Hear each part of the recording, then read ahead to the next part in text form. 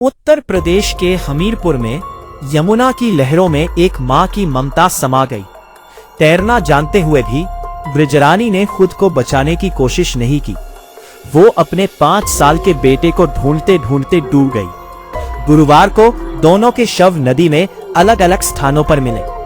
गांव वालों और परिवार वालों की आंखें नम रहीं। पूरे गांव में शोक की लहर है। मन की गांव की रहने वाली ब्रिजरानी रिश्तेदारी में शादी समारोह में शामिल होने घाटमपुर से आई थी। उनके परिवार में 2 बेटियां अनामिका और अनन्या हैं। परिजन ने बताया कि वो तैरना जानती थी। नाव पलटने के बाद वो बाहर आ सकती थी, लेकिन 5 साल के बेटे लव्यांश को डूबते देख उन्हें बचाने लगी। विष्णु ने बताया कि वो बेटे को बचाने के लिए गहरे पानी में चली गई, जहां तेज बहाव में काफी देर तक संघर्ष करने के बाद वो डूब गई। रेस्क्यू टीम ने सभी 6 शव बाहर निकाले।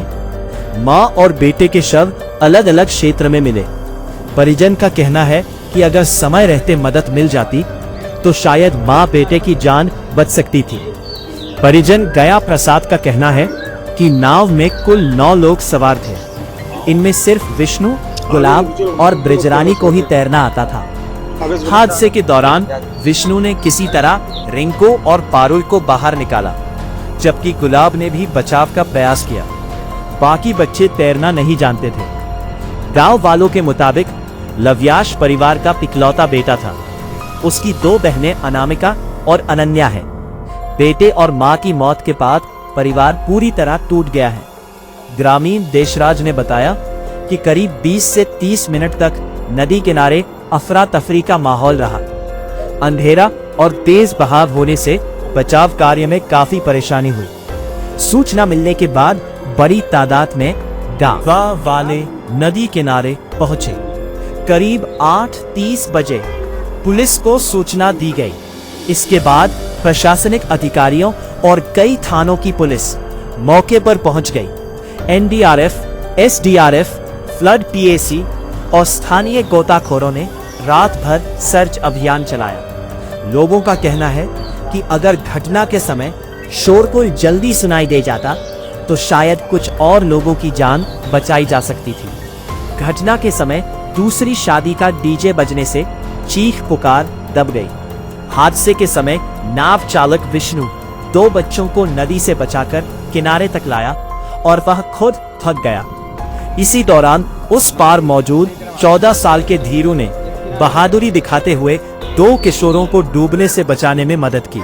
साथ ही ग्रामीणों के साथ डूब रहे लोगों को बाहर निकालने में जुट गए। पुलिस और गोताखोरों ने नदी में कई स्थानों पर जाल डलवाए।